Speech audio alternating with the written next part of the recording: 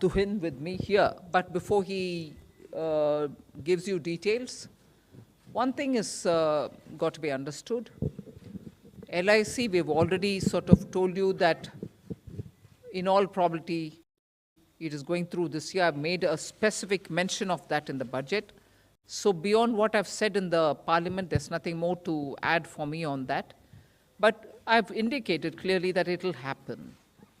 Now, assessment for the rest of the year about the number being big or small as per your view, I'll have Tuhin get into the details, but we have shown the intent of the government in that Air India got cleared, NINL has found its buyer, there's a little bit more work to be done there, but you are saying that we are progressing in many of these.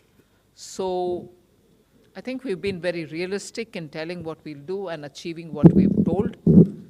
Tuhin, you want to add anything more onto this? Yes. I'll just want to add that disinvestment actually is an accounting terms when actual receipts to the government. Now, when we, for example, do NINL, nothing comes to the government in accounting terms. But that doesn't mean that we are actually progressing towards privatization in a faster way. So emphasis is on completion of transactions and implementation. And if we keep too high a target, sometimes it also distorts the market, because nothing stops us from achieving when we want to achieve in disinvestment as per the plan which we are there. So ma'am has also mentioned that the ongoing transactions will be carried on and they will be completed. And this transactions, as and when they mature, they come to that. And secondly, on the revised estimates being 78, we should not also conjecture what will be the size of LIC IPO based on that, because valuation is yet to reach the final conclusion based on which we will do that. And there have been instances of actual receipts being different from even the RE figures, so you should not read too much into it. Okay, 122. Hi, ma'am. Meghna Mittal from Newsrise. The budget has remained completely silent on India's listing on the foreign indices. There was an expectation that a tax amendment might happen to enable that. Has that been put on hold, or what is the plan on that?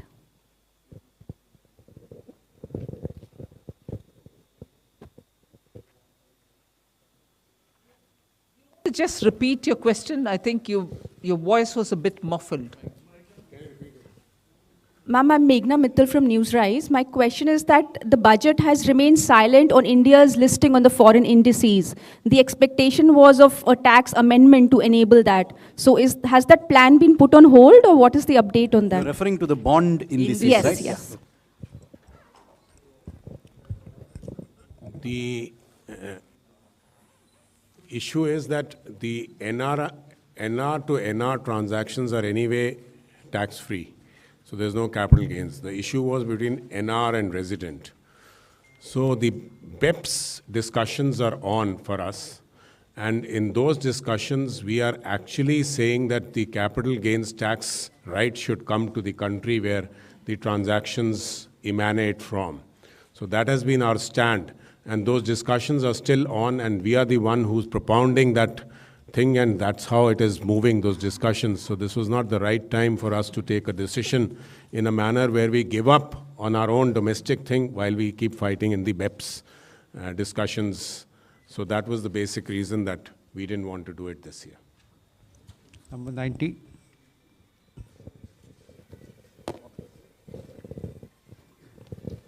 Ma'am, firstly, congratulations. Just two quick clarifications. One is on cryptocurrency, because you did touch about the RBI now giving digital rupee, and it will start from next year. And you've reflected that in the finance bill. You've also taxed cryptocurrency, but there's no regulation. So how are you going to work on that? I'm a little bit keen to understand that. And the other issue, of course, is that in your speech, which was very well put, there was one key issue which affects all of us, including you, inflation. How are you going to deal with that? First thing, Sunil, I said the Reserve Bank will be issuing a digital currency. Currency becomes, or a currency is a currency only when it is issued by the central bank, even if it's a crypto. But anything which is outside of that, loosely all of us refer it to be cryptocurrency, they are not currencies. So let's first understand we are not taxing currency that is yet to be issued. And that provision is now made, and the currency in the name of digital rupee will be issued. Exact name you'll get a bit later, but Reserve Bank is the one which is going to issue it. And what Reserve Bank issues is the digital currency. Everything that prevails outside of it in the name of digital whatever are assets being created by individuals. And in transacting that asset, if there are profits being made, we are taxing that profit at 30%. We are also tracking every trail of money in that by saying every transaction will be 1% TDS, if I can use that expression. There will be a transaction, TDS imposed on every transaction in the crypto world, any transaction that is happening outside. So the distinctions are very clear. Currency is only with the Reserve Bank. That will get issued sometime this year. The transaction happening in the crypto world are of different kinds of assets, and for that, every transaction gets taxed. We have circulated a paper. Inputs are coming in. Public stakeholders are also talking about it. So regulation goes through that process.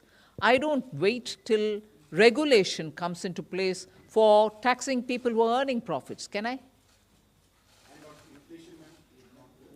Well, every budget doesn't speak explicitly about inflation and its impact, but of course, if you're talking of numbers, money, credit, liquidity, and also supply and demand of essential goods and others, you keep in mind inflation. Okay. 11. Ma'am, मैं आमिर हूँ news nation से।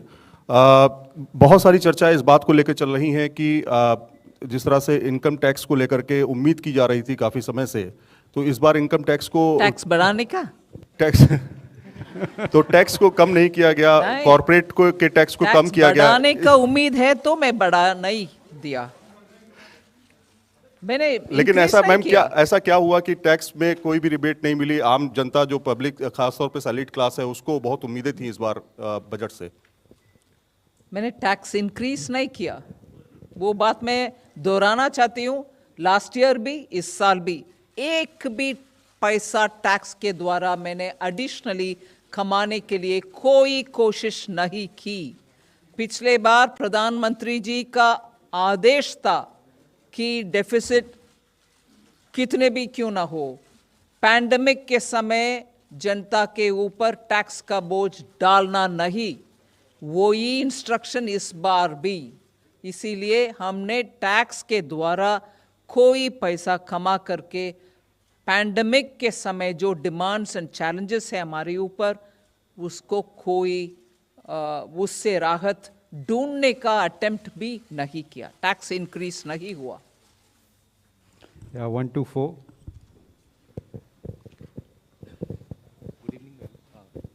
Hello. Good evening, ma'am. Shishir. Yes, Shishir. Ma'am, there is a one particular announcement which you made about the blended and non-blended petrol and diesel, that additional or the differential 2 rupees thing. Does this mean that all the petrol and diesel sold by petrol pump, except those who are not blended, from October 1, 2022 will be costlier? We certainly want to encourage blended fuel. That's a simple message in that. Anything else you want to add, Tarun? We have discussed with the Ministry of Petroleum. We have also collected data on what is not being blended. And this is something to push the petroleum companies to ensure that they do the blending. So our desire is not to collect this tax because it will be very minimal. But the desire is that the blending happens, and to that extent it benefits the country. 106. मंत्री जी, हमारा आपसे मैं ऐसे आसिफ, इन दिनों से। मेरा सवाल है कि आपने अपने बजट भाषण में कहा है कि 80 लाख लोगों को मकान दिया जाएगा और रोजगार बढ़ाया जाएगा, ये किस तरीके से? ये किस तरीके से? आप इंफ्रास्ट्रक्चर में जब इस साल 5.5 लाख करोड़ का खर्च हम उठा रहे हैं, वो 34% या उससे थोड़ा कम पिछले साल से कंपेयर करते हुए, और इस साल आने वाले साल के लिए जो बजट आज पेश किए उसमें 5.5 लाख करोड़ 7.5 लाख करोड़ तक पब्लिक इन्वेस्टमेंट, मतलब कैपिटल एक्सपेंडिचर हम बढ़ावा दे रहे हैं उतना अमाउंट तक। उससे तुरंत जॉब्स के ऊपर पॉजिटिव असर पड़ेगा, क्योंकि जब खर्च उठा रहे हैं हम एसेट क्रिएशन के लिए, रोड्स बनाने के लिए, एयरपोर्ट्स के लिए, सी पोर्ट्स के लिए, इनलैंड वाटरवेज के लिए, ये सब काम करने के लिए जो रोजगार पैदा होता है, आवश्यक है, उससे जॉब्स इंक्रीज ही होगा। उसके अलावा हमने प्रोडक्शन लिंक्ड इंसेंटिव्स 14 सेक्टर्स में दे रहे हैं। मतलब मैन्युफैक्चर करने के लिए हर एक नया यूनिट जो वो उत्पादन करेंगे उसके लिए इंसेंटिव देने के कारण, और उसके पीछे एक बहुत बड़ा इंटरेस्ट है कि ये मैन्युफैक्चर बढ़ाने के समय जॉब्स भी बढ़ाते हैं। सो PLI के पीछे ये भी हमारा मकसद है कि जॉब्स इंक्रीज होगा, इसीलिए PLI देना है। वो सेकेंड बात है। तीसरी, अभी 60,000 crores have been added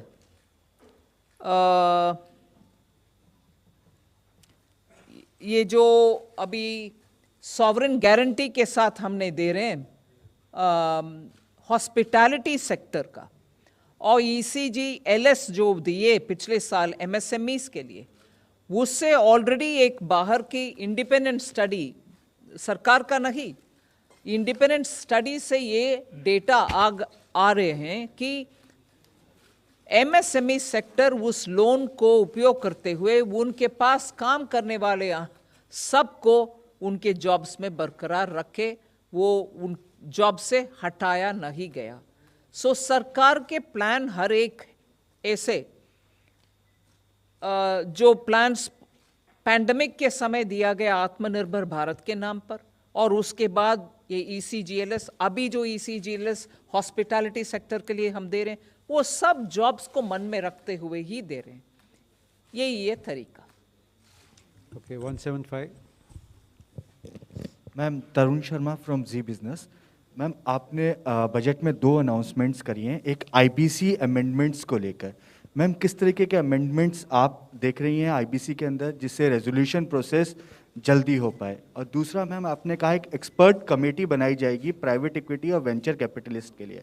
ma'am, किस तरीके के कंसर्न्स उन्होंने आपके सामने रेज किए हैं? क्योंकि आपने लिखा है कि रेगुलेटर आर्बिट्राज या फ्रिक्शन जो है उसको दूर किया जाए, तो क्या कंसर्न्स प्राइवेट इक्विटी प्लेयर और वेंचर कैपिटलिस्ट के लिए? No, there could be any number of concerns, but once when they met me and once when they met the Honorable Prime Minister, they went into a lot of details which are important from the point of view of ease of doing business and also better understanding that sector.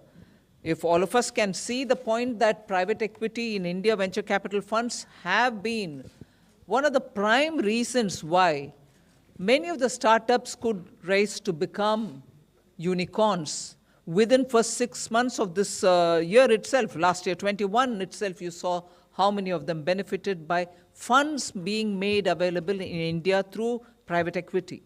Now, if that sector needs further facilitation, obviously the sector will have to sit and talk with a group of people who can understand their needs and then suggest solution for policy making. That is why I have referred to the consultation which we've had with them and then said that we will appoint a committee which will go through it and come back to the government with suggestions. 255. Ma'am, Gyaneshwar Dayal from Jan Express. I have a question, actually two questions. When can we expect the farmers' income to double? Number one. And When number can we expect the pharmaceutical? farmers' income to double? It was supposed to double in 2022. And how far is the goal of 5 trillion economy? And in what way your budget would take us there? Thank you. Who wants to? I mean, will Ananta Nageshwaran want to answer it?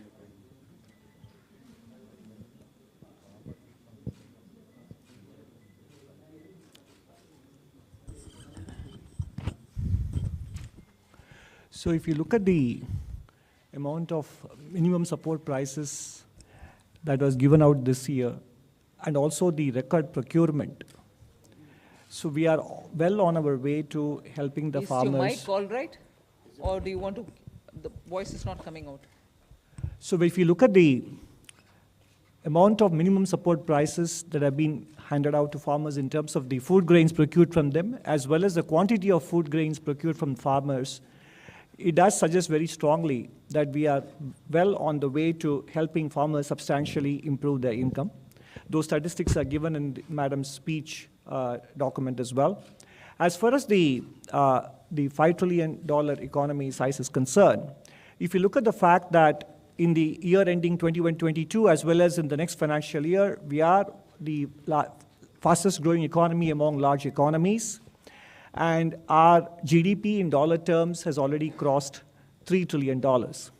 So depending on how the exchange rate moves, and there is enough hope to believe that the Indian rupee will in fact remain stable to strong, given what is going on in the developed world. And if we continue to retain the path of 8% real GDP growth, it will translate into even 8% dollar GDP growth. So therefore, if you extrapolate it, in the financial year 25-26 or by 26-27, with some luck even by 25-26 itself, we should be at the $5 trillion size in terms of nominal GDP.